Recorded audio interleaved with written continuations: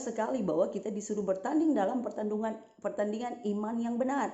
Dan rebutlah hidup yang kekal, untuk itulah kamu dipanggil. Nah, saya mau jelaskan tentang bertarung dalam pertandingan iman yang benar. Apa itu pertandingan iman yang benar? Nah, itu berarti bahwa ketika kita bertarung dengan pertandingan iman yang benar, ketika kita berteguh dengan iman kita ini, kita bertarung dalam pertandingan iman yang benar, sama seperti Yesus. Yesus bertarung melawan si iblis. Apa yang Yesus lakukan di dalam pertandingan itu? Pertandingan yang benar itu artinya bahwa Anda bertanding dengan melawan si iblis dan memperkatakan firman kebenaran. Amin. Ketika Anda berkata kepada si iblis, "Sini iblis, saya mau bertanding dengan engkau. Kamu tahu kan iblis bahwa saya ini anak Tuhan. Kamu tahu kan iblis, saya ini datang dari kerajaan Allah. Kamu tidak bisa mengalahkan saya. Coba kalau kau lawan saya." Anda pasti akan dikalahkan. Itu bukan pertandingan yang benar. Tapi ketika Anda berhadapan dengan virus corona, ketika Anda berhadapan dengan iblis, Anda berhadapan dengan apapun yang membuat kata orang dunia itu adalah sesuatu yang mematikan.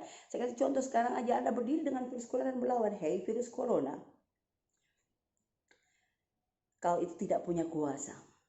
Alkitab berkata bahwa engkau itu sudah ada di bawah kakiku."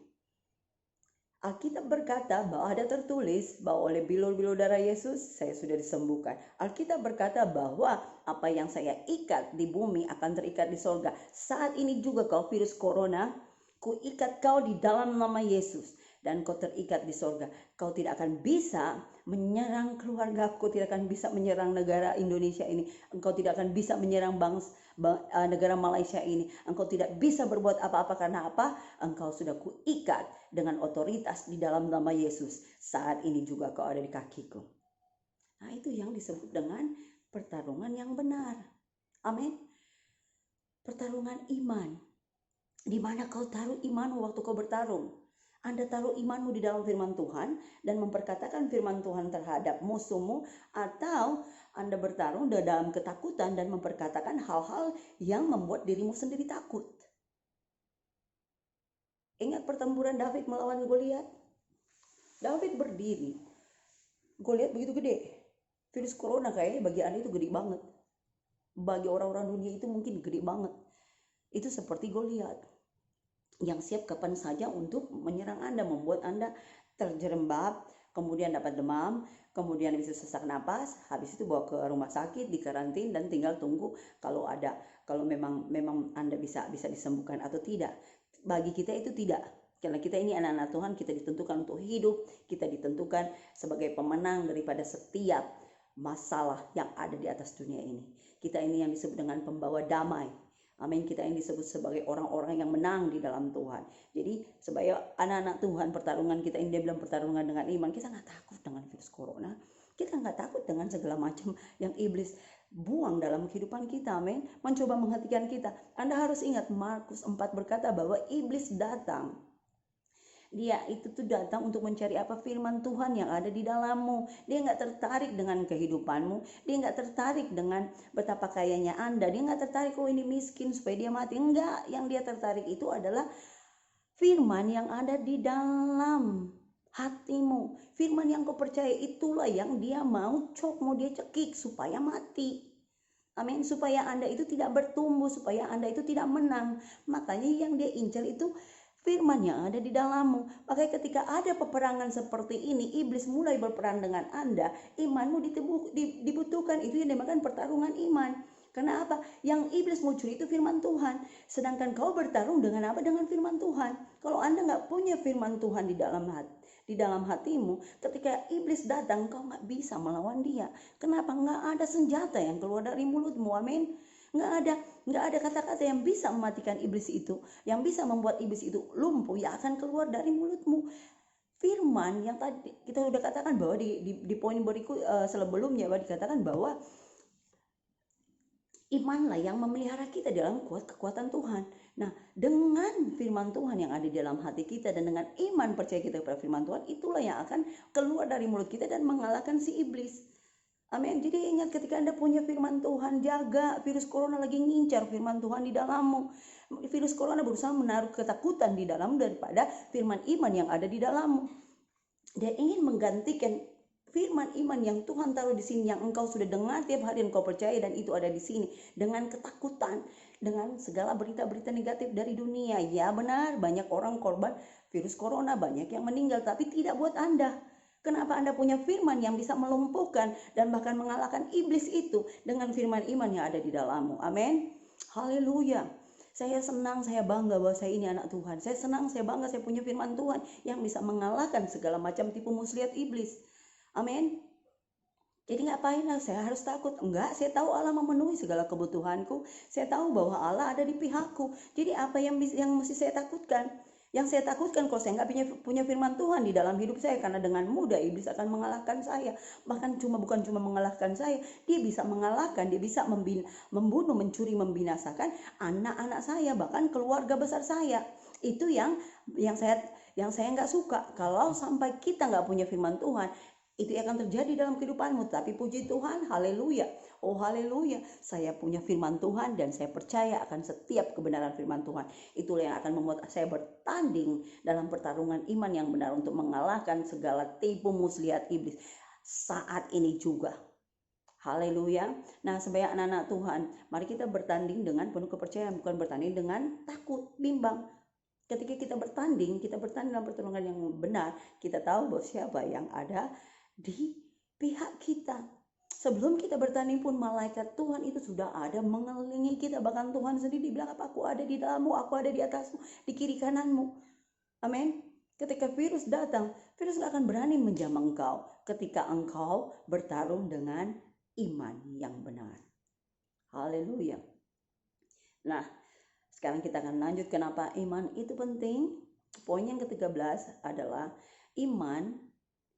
Kenapa sangat penting? Iman adalah sangat penting sehingga kita disebut kawan-kawan seiman. Galatia 6 ayat 10. Iman itu penting karena kita ini disebut kawan-kawan seiman. Karena itu selama masih ada kesempatan bagi kita, marilah kita berbuat baik kepada semua orang, terutama kepada kawan-kawan kita seiman. Ingat, kita ini beriman, kita ini anak Tuhan, dan kita juga punya kawan-kawan seiman atau saudara-saudara seiman kita di dalam Kristus. Jadi kita juga bisa bertarung, kita juga bisa memakai iman kita untuk apa? Berbuat baik kepada teman-teman seiman kita. Berbuat baik dalam arti apa? Mendoakan mereka, menguatkan mereka, tentu saja bukan dengan kata-kata lebay yang keluar dari mulut kita. Oh iya, aku mengerti keadaanmu. Oh iya, bukan cuma kamu saja yang diserang oleh virus corona. Enggak, bukan itu yang dimaksudkan dengan bagaimana kita ini berbuat baik kepada teman-teman seiman kita. Dalam hal ini saya mau katakan dengan kata-kata yang membangun, kata-kata yang membuat iman sesama kawan-kawan seiman kita itu menjadi kuat, yaitu dengan apa? Kata-kata firman Tuhan, janji-janji Tuhan. Amin. Iman itu penting karena kita ini disebut kawan-kawan seiman. Saya boleh katakan bahwa iman kita ini penting, bahwa dengan iman kita ini disebut kawan-kawan seiman. Ketika saya keluar, saya ngomong dengan teman saya, tapi yang keluar dari mulutnya itu ada perkataan ketakutan, saya akan menjauh. Perkataan-perkataan yang negatif yang keluar dari mulut teman saya itu, saya akan menjaga jarak. Kenapa? Karena saya membutuhkan kawan-kawan seiman. Orang-orang yang selalu berbicara tentang firman Tuhan. Orang-orang yang berbicara setiap perkataan yang keluar itu perkataan yang menyemangati, memberikan semangat, memberkati. Itulah yang mau saya cari. Kawan-kawan seiman yang seperti ini yang mau saya cari. Begitu juga dengan Tuhan. Tuhan mencari orang-orang yang seiman, yang disebut kawan-kawan seiman, sahabat-sahabat Allah yang seiman. Amin. Jadi tanpa iman kita nggak bisa disebut kawan-kawan seiman. Kau kawan-kawan ketakutan, bukan kawan-kawan seiman. Anda setuju dengan perkataan saya? Jadi ketika Anda merasa iman Anda lemah, carilah kawan-kawan seimanmu yang bisa menguatkan engkau, yang bisa mendorong engkau, yang bisa memberkati engkau dengan perkataan-perkataan firman Tuhan yang keluar dari mulut mereka. Mungkin dengan ketika Anda lemah karena bil-bil nggak terbayar, apalagi saat ini juga semua kerja di rumah. Bagi pengusaha pekerja-pekerja yang harian mungkin akan merasa bahwa wah, penghasilan kami ini semakin jatuh, semakin gak ada. Bagaimana cara memberi makan, dan bahkan juga harga-harga di Indonesia semakin mahal. Nah, cari kawan-kawan seiman yang bisa menopang Anda, yang bisa mengatakan, hei, gak usah khawatir, Allah memelihara kita. Ingat, imanmu itu harus aktif. Allah memelihara kita. Kalau Allah memelihara kita, persediaan itu pun akan datang kapan saja. Minggu kemarin saya katakan bahwa Tuhan sanggup mengirim seekor burung memberi makan kepada Elia. Dan Dan kepada kita tentu saja Allah akan kirim burung-burung yang banyak untuk bisa memberi makan kepada kita. Amin. Kita hidup di zaman perjanjian baru, zaman perjanjian kasih karunia, di mana kita tidak harus melakukan sesuatu, tapi kita mengklaim apa yang menjadi milik kita. Kita mengambil apa yang sudah menjadi milik kita, yang sudah Yesus sediakan buat kita. Itu termasuk penyediaan. Jadi bagi saudara-saudara yang memang mungkin engkau pekerja dan hanya dibayar harian, kalau engkau nggak kerja selama sebulan ini karena lockdown selama sebulan, harus tinggal di rumah selama sebulan dan mungkin nggak dapat gaji atau gajinya dipotong separuh, nggak usah khawatir. Anda punya kawan-kawan seiman yang akan siap menguatkan Anda. Cari kawan-kawan seiman dan ingat, kawan seiman kita yang paling besar adalah Yesus. Haleluya. Jadi iman itu penting, iman Anda itu penting, iman saya itu penting, iman Anda dan saya itu dihargai oleh Allah, karena itu penting, karena itu diberikan oleh Allah sendiri kepada kita. Amin. Yap. Di sini dikatakan bahwa ada iman adalah yang berikutnya, poin yang ke-14 adalah iman adalah bagian dari perlengkapan senjata rohani kita. Wow, ternyata ketika kita maju berperang, maju bertanding, Tuhan sudah sediakan perlengkapan senjata rohani. Mungkin senjatanya nggak kelihatan, tetapi iman adalah bagian dari perlengkapan senjata rohani kita. Nah, kita baca di 1 Tesalonika 5 ayat 8, Allah memperlengkapi kita dengan senjata rohani, yaitu dikatakan kita baca 1 Tesalonika 5 ayat 8. Tetapi kita yang adalah orang-orang siang, kita ini bukan anak-anak malam, anak-anak gelap, tetapi anak-anak terang, anak-anak siang. Baiklah kita sadar. Nah, kalau kita ini anak-anak terang, kita ini harus sadar. Berbaju sirahkan iman dan kasih, dan berkotopongkan pengharapan keselamatan. Nah, di sini garis bawahi yang dikatakan,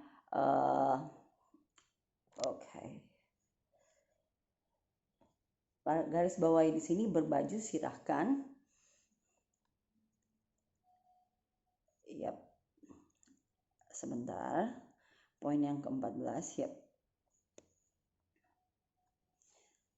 Berbaju sirahkan iman dan kasih. Jadi, sebagai orang-orang terang, Allah sudah memberikan perlengkapan senjata rohani, yaitu berbaju sirahkan iman. Nah, di dalam pertempuran, kalau kita melihat seorang tentara zaman dulu, mereka itu berpakaikan baju sirah. Baju sirah itu baju yang berat, terbuat mungkin dari logam besi, dan itu susah untuk musuh.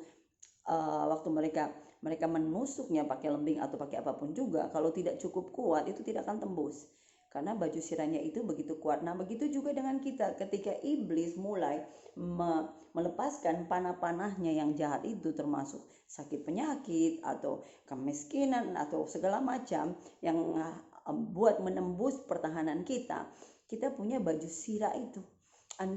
Mungkin Anda tidak melihat baju sirah Anda itu, tetapi iman Anda itulah yang disebut sebagai baju sirah.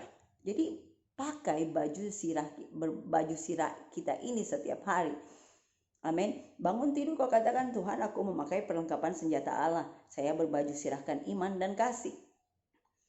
Nah, ketika Anda pergi bekerja pun, bagi Anda mungkin tim para dokter dan juga para suster yang merawat orang-orang, kalau Anda itu anak Tuhan yang merawat orang-orang di rumah sakit yang terkena virus corona ini, bangun pagi ketika Anda siap-siap untuk pergi bekerja, atau Anda ada di rumah sakit ketika Anda siap untuk melaksanakan tugas Anda, mulailah, Tuhan, aku terima kasih untuk baju sirah iman ini, aku kenakan, dan aku kenakan dengan kasih Tuhan. Amin.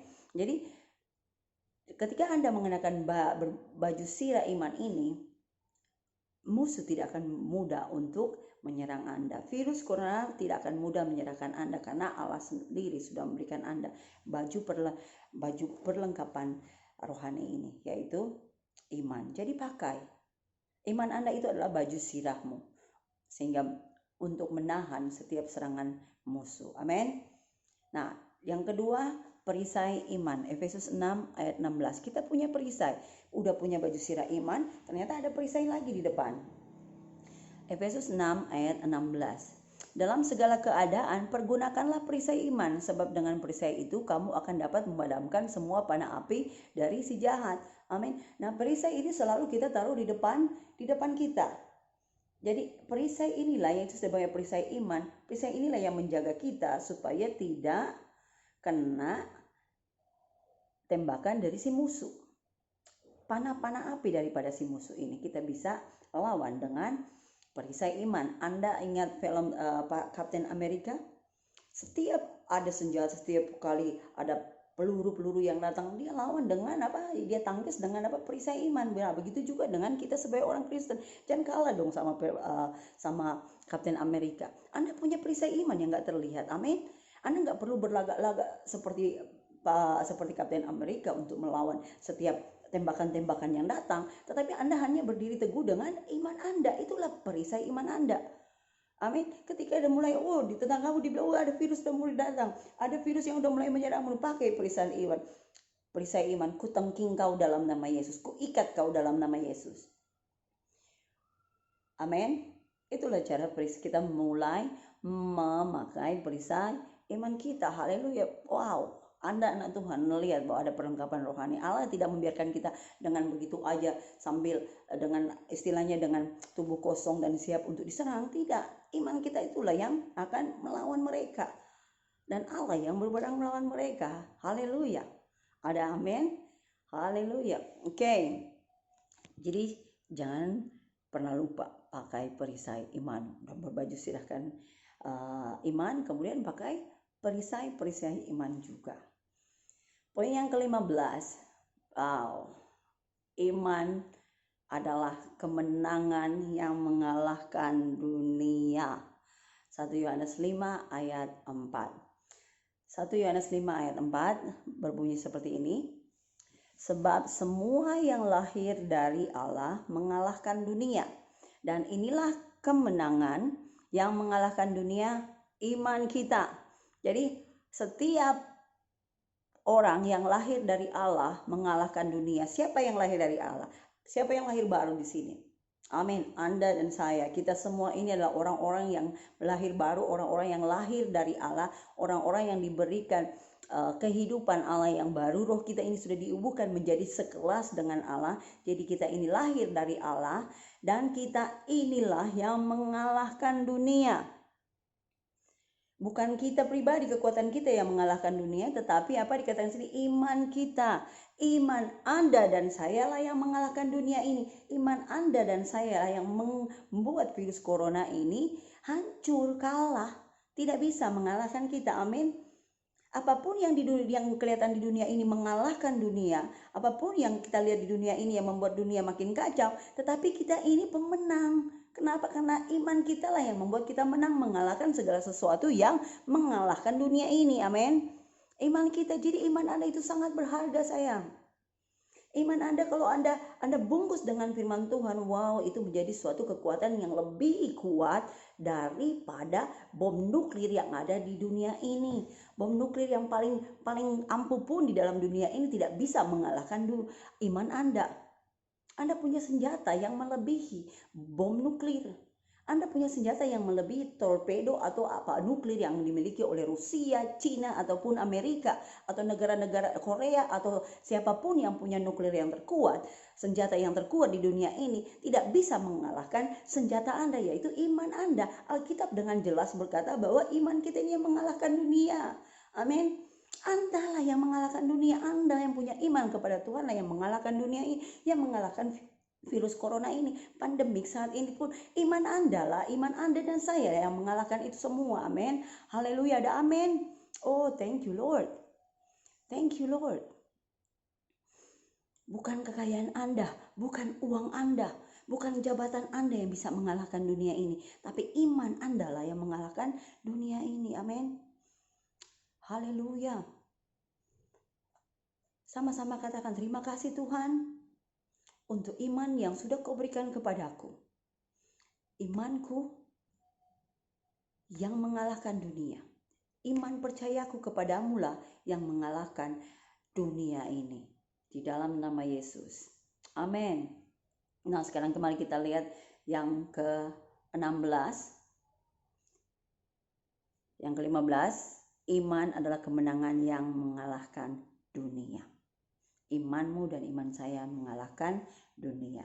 Oke, yang ke-16, Paulus memberitahu Timotius untuk mengikuti iman dan menjadi teladan sebagai orang percaya di dalam iman.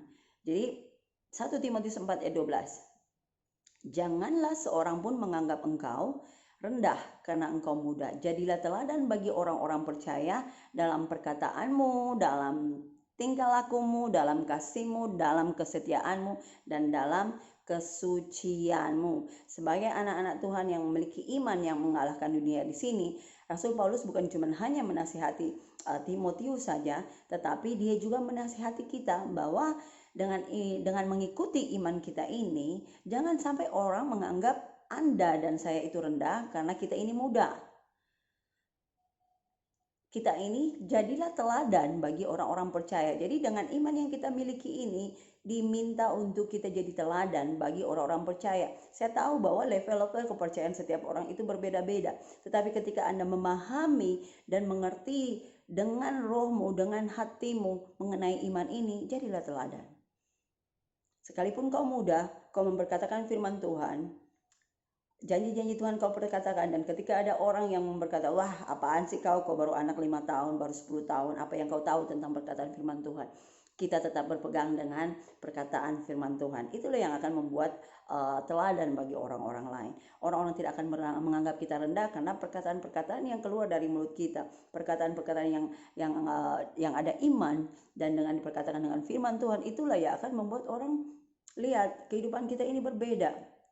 Dikatakan sini perkataanmu, tingkah lakumu, dalam kasihmu, dalam kesetiaanmu, dalam kesucianmu. Artinya ketika Anda memperkatakan firman Tuhan, saya anak Tuhan, saya diberkati. Jadi ketika ada kekurangan datang, Anda jangan bertingkah laku seperti orang yang nggak percaya. Waduh, mau beli makanan di mana ya? Waduh, apa cukup nih buat minggu depan ya? Jangan bertindak seperti itu. Anda tidak menjadi orang yang beri teladan di dalam imanmu. Itu cuman seperti tong kosong bunyinya nyaring. Kemarin saya bahas bahwa perkataan di mulut lain di hati itu dosa. Karena tidak ada iman di situ. Ketika Anda bilang Allah mencukupi segala keperluanku, Allah sendiri memelihara aku di dalam kuat kuasanya, dan tidak ada sakit penyakit yang bisa menyentuh tubuhku, nah Anda harus bertindak. Di dalam tindakanmu dan perkataanmu itu harus sama. Itulah yang dinamakan dengan kekudusan. One.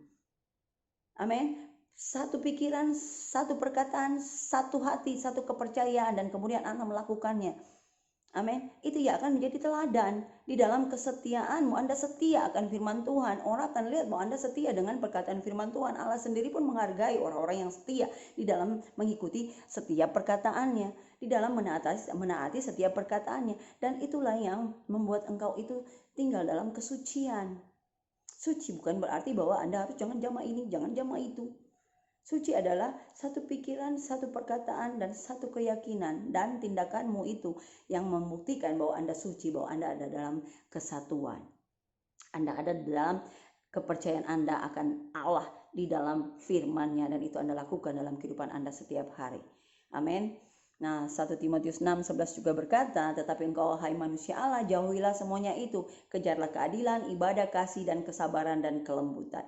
Ketika orang mulai men-challenge Anda dengan iman Anda akan tetap terus mengejar keadilan, tetap terus beribadah, tetap terus mempercayai Tuhan, tetap sabar dan lembut.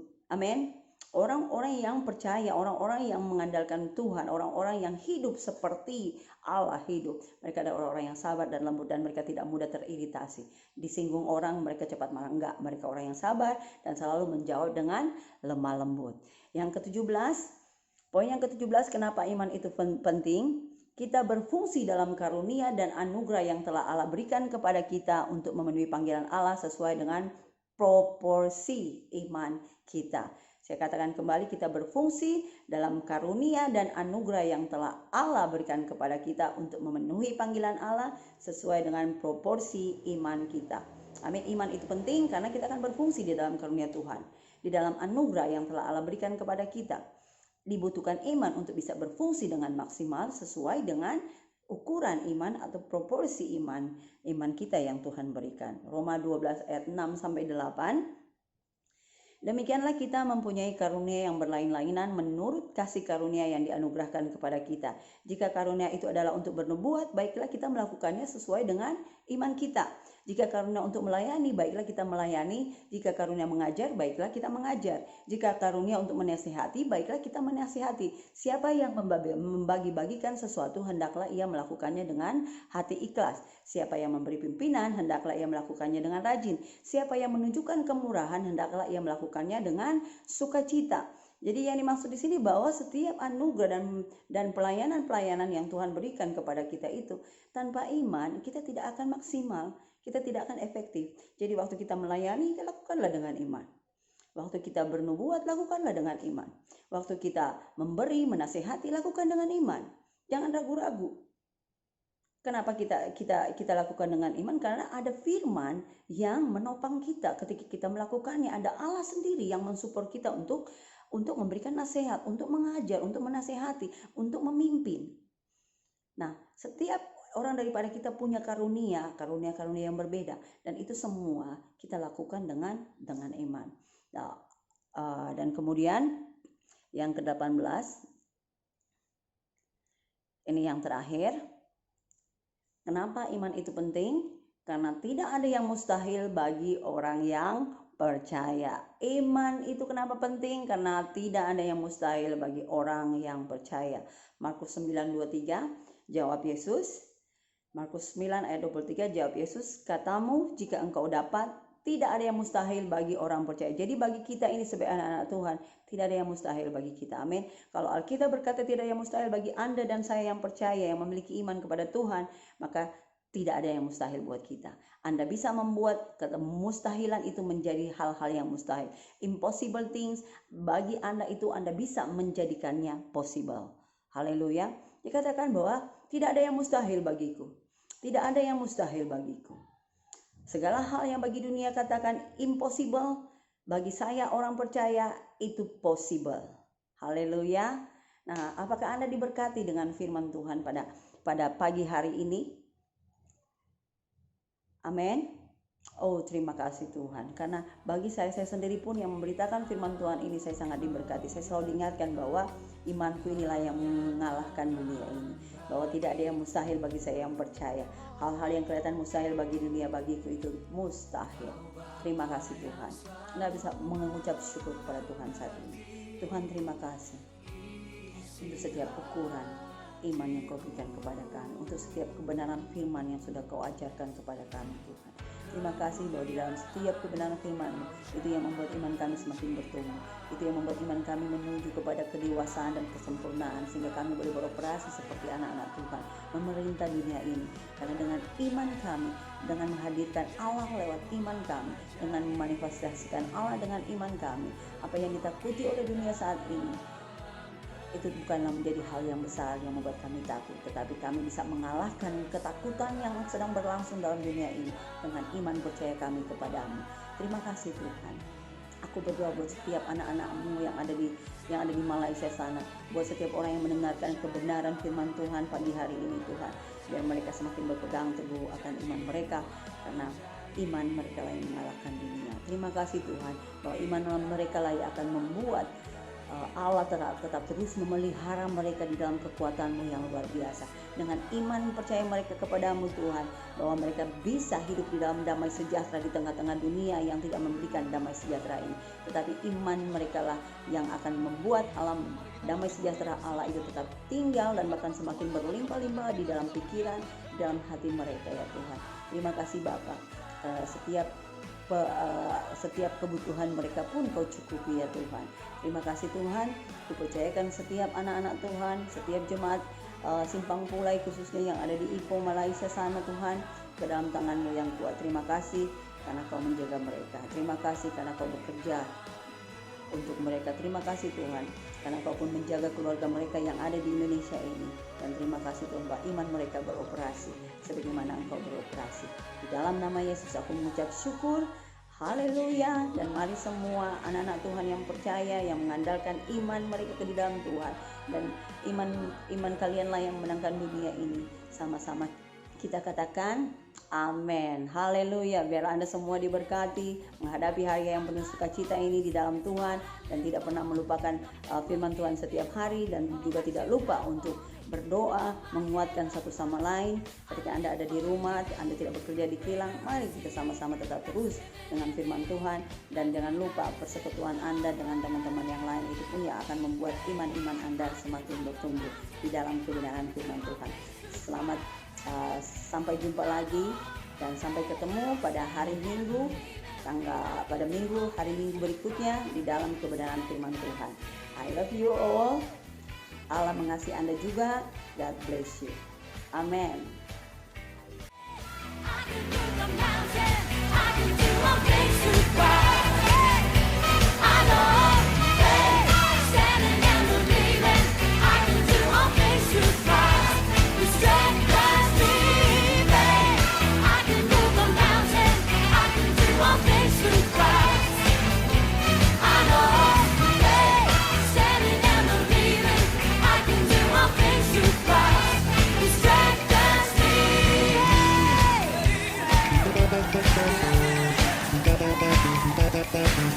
Thank you.